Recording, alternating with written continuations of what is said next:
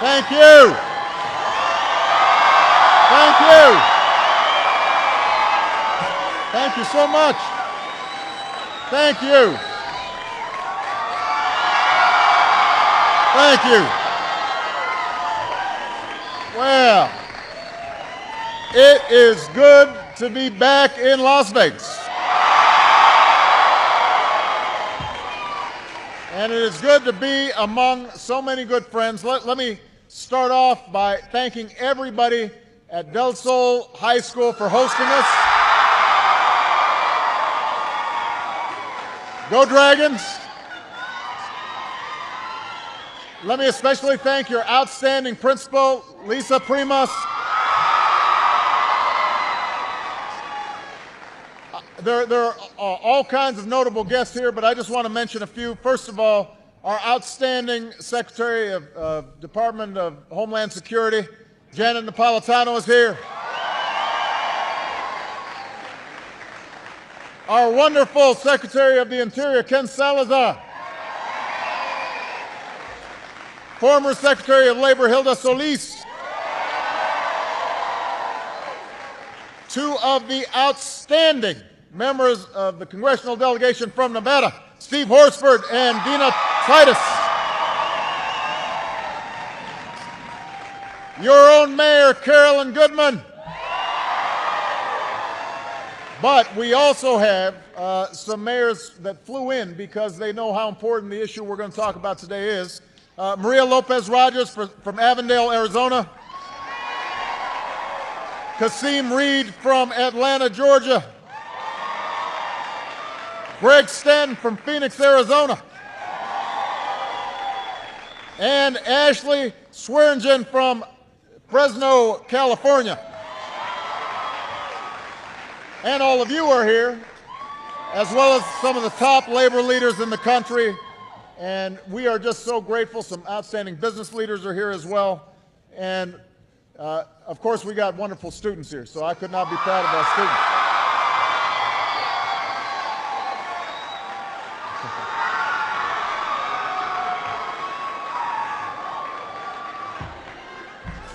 Now, those of you who have a seat, feel free to take a seat. I don't mind. I love you back.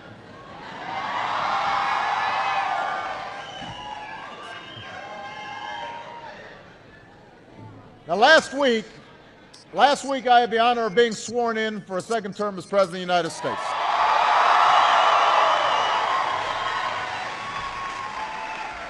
And during my inaugural address, I talked about how making progress on the defining challenges of our time doesn't require us to settle every debate or ignore every difference that we may have, but it does require us to find common ground and move forward in common purpose.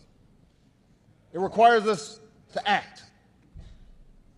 And I know that some issues will be harder to lift than others. Some debates will be more contentious.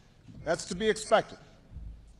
But the reason I came here today is because of a challenge where the differences are dwindling, where a broad consensus is emerging, and where a call for action can now be heard coming from all across America.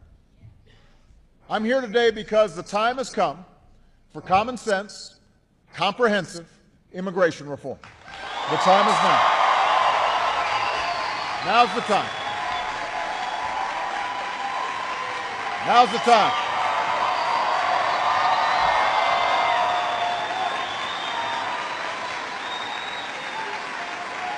Now's the time.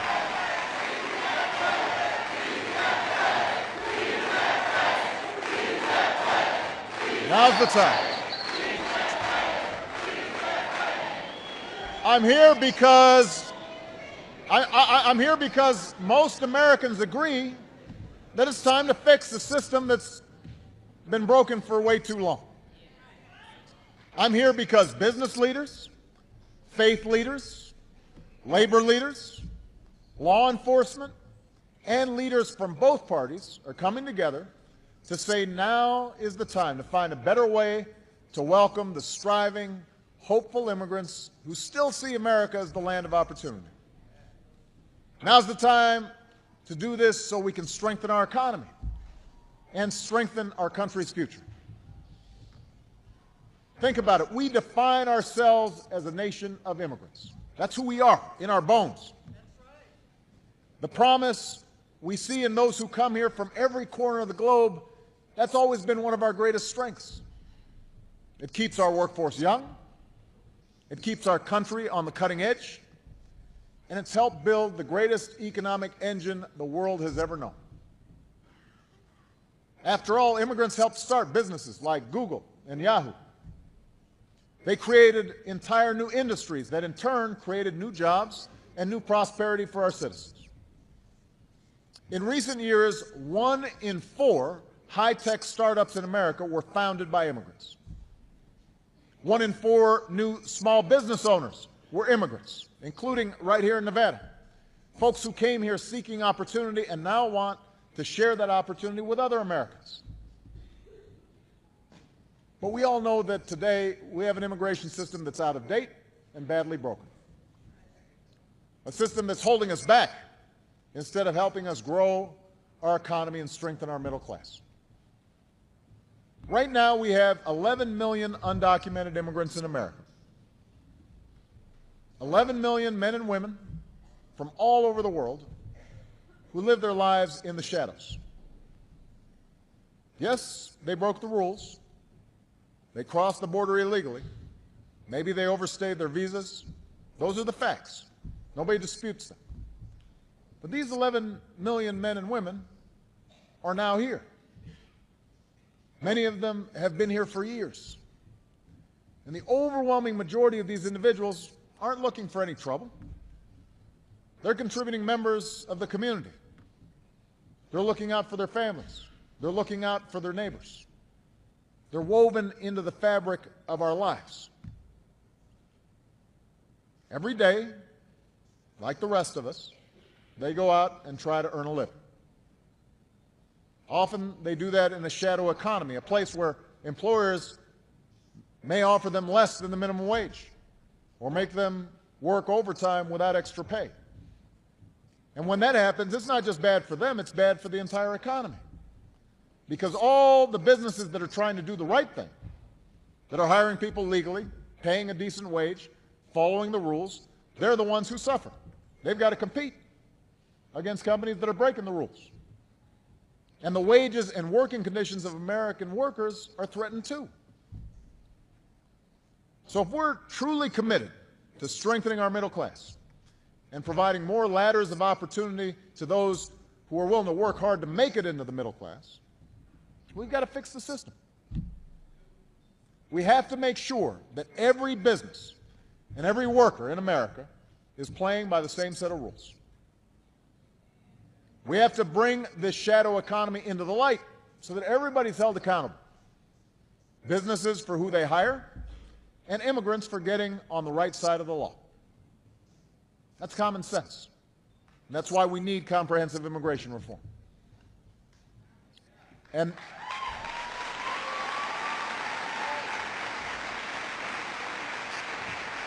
now, there's another economic reason why we need reform. It's not just about the folks who come here illegally and have the effect they have on our economy. It's also about the folks who try to come here legally but have a hard time doing so, and the effect that has on our economy. Right now, there are brilliant students from all over the world sitting in classrooms at our top universities. They're earning degrees in the fields of the future, like engineering and computer science. But once they finish school, once they earn that diploma, there's a good chance they'll have to leave our country. Now think about that. Intel was started with the help of an immigrant who studied here and then stayed here. Instagram was started with the help of an immigrant who studied here and then stayed here. Right now in one of those classrooms, there's a student wrestling with how to turn their big idea, their Intel or Instagram, into a big business. We're giving them all the skills they need to figure that out.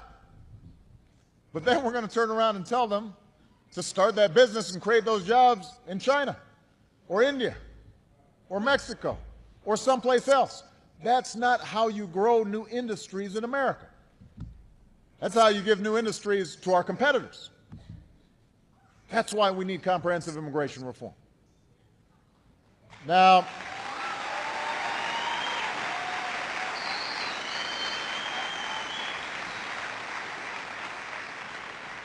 during my first term, we took steps to try and patch up some of the worst cracks in the system.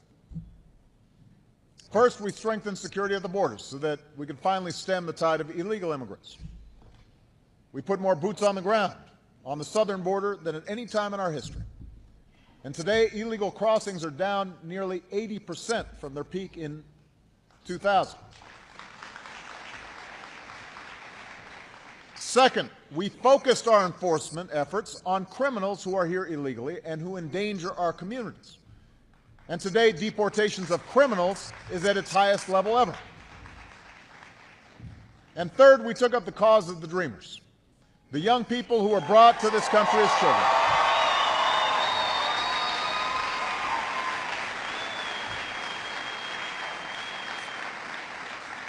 Young people who've grown up here, built their lives here, have futures here.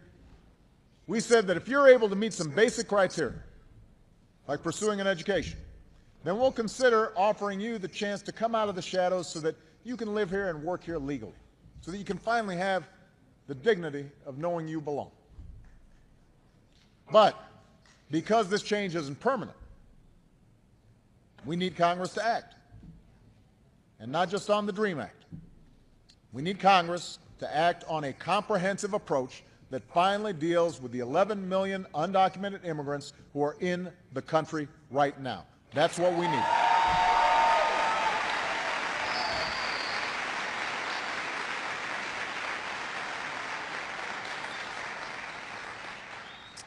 Now, the good news is that for the first time in many years, Republicans and Democrats seem ready to tackle this problem together.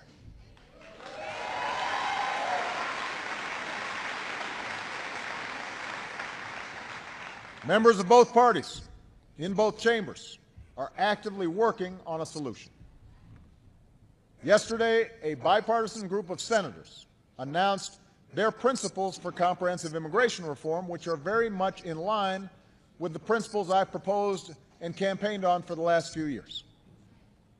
So at this moment, it looks like there's a genuine desire to get this done soon, and that's very encouraging.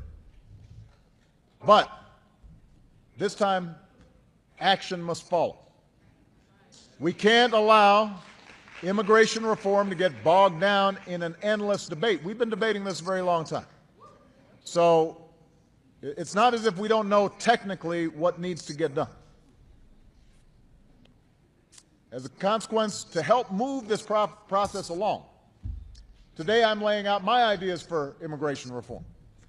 And my hope is that this provides some key markers to members of Congress as they craft a bill, because the ideas I'm proposing have traditionally been supported by both Democrats like Ted Kennedy and Republicans like President George W. Bush. You don't get that matchup very often. So we know where the consensus should be. Now, of course, there will be rigorous debate about many of the details, and every stakeholder should engage in real give and take in the process. But it's important for us to recognize that the foundation for bipartisan action is already in place. And if Congress is unable to move forward in a timely fashion, I will send up a bill based on my proposal and insist that they vote on it right away.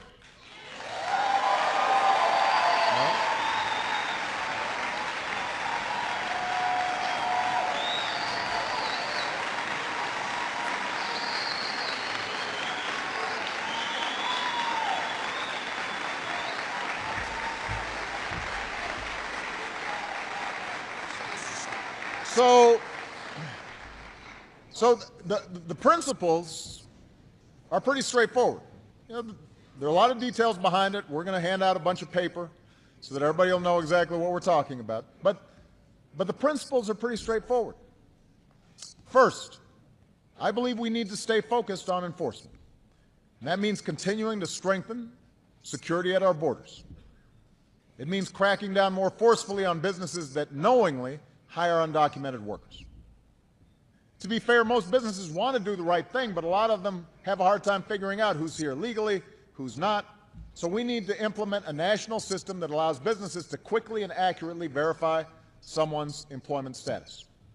And if they still knowingly hire undocumented workers, then we need to ramp up the penalties. Second, we have to deal with the 11 million individuals who are here illegally. Now, we all agree that these men and women should have to earn their way to citizenship. But for comprehensive immigration reform to work, it must be clear from the outset that there is a pathway to citizenship.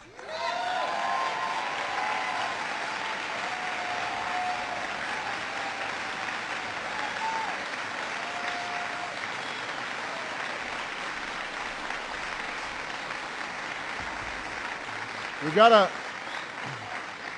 lay out a path, a process that includes passing a background check, paying taxes, paying a penalty, learning English, and then going to the back of the line behind all the folks who are trying to come here legally. That's only fair, right?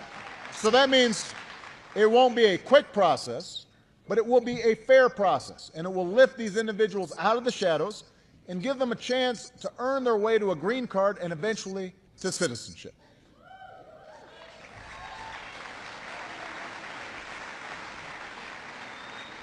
And the third principle is we've got to bring our legal immigration system into the 21st century because it no longer reflects the realities of our time. For example, if you are a citizen, you shouldn't have to wait years before your family is able to join you in America. You shouldn't have to wait years.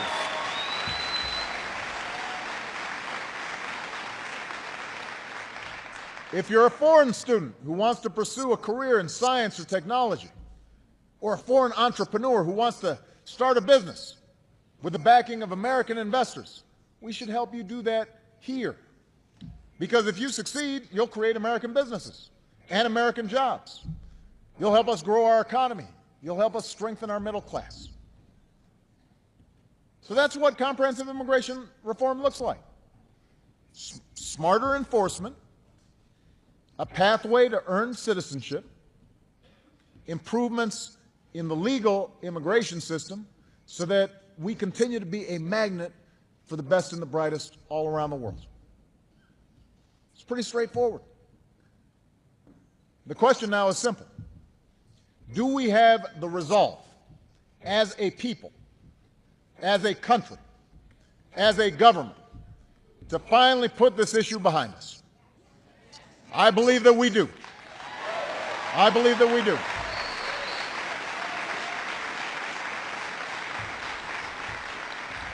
I believe we are finally at a moment where comprehensive immigration reform is within our grasp. But I promise you this, the closer we get, the more emotional this debate is going to become. Immigration's always been an issue that inflames passions. That's not surprising. You know, there are few things that are more important to us as a society than who gets to come here and call our country home. Who gets the privilege of becoming a citizen of the United States of America? That's a big deal. When we talk about that in the abstract, it's easy sometimes for the discussion to take on a feeling of us versus them. And when that happens, a lot of folks forget that most of us used to be them. We forget that.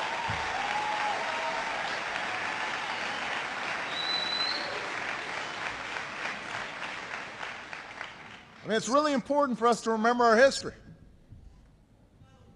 You know, unless you're one of the first Americans, a Native American, you came from someplace else. Somebody brought you.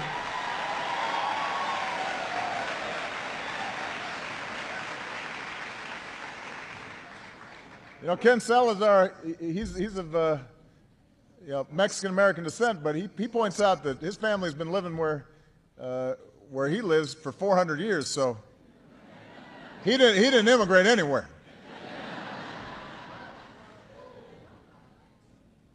The Irish, who left behind a land of famine.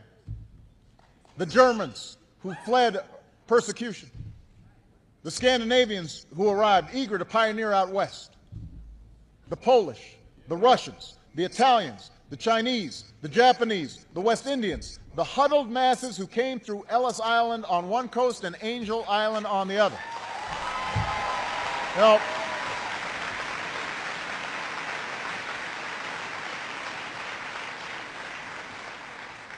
all those folks, before they were us, they were them. And when each new wave of immigrants arrived, they faced resistance from those who were already here. They faced hardship. They faced racism.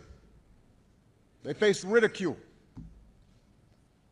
But over time, as they went about their daily lives, as they earned a living, as they raised a family, as they built a community, as their kids went to school here, they did their part to build a nation. They were the Einsteins and the Carnegies, but they were also the millions of women and men whose names history may not remember, but whose actions helped make us who we are, who built this country, hand by hand, brick by brick.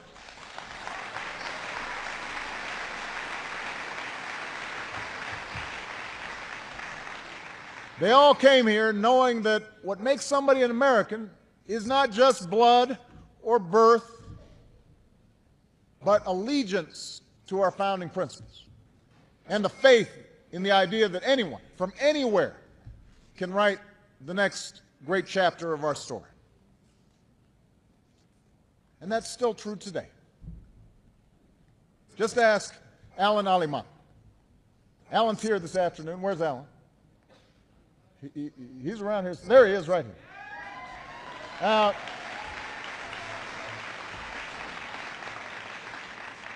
Alan was born in Mexico.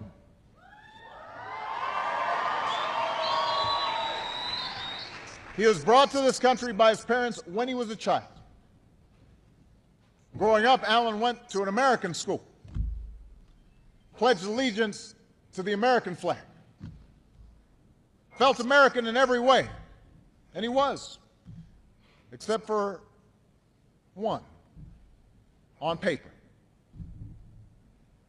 In high school, Alan watched his friends come of age, driving around town with their new licenses, earning some extra cash from their summer jobs at the mall. He knew he couldn't do those things. But it didn't matter that much. What mattered to Alan was earning an education so that he could live up to his God-given potential. And last year, when Alan heard the news that we were going to offer a chance for folks like him to emerge from the shadows, even if it's just for 2 years at a time, he was one of the first to sign up. And a few months ago, he was one of the first people in Nevada to get approved.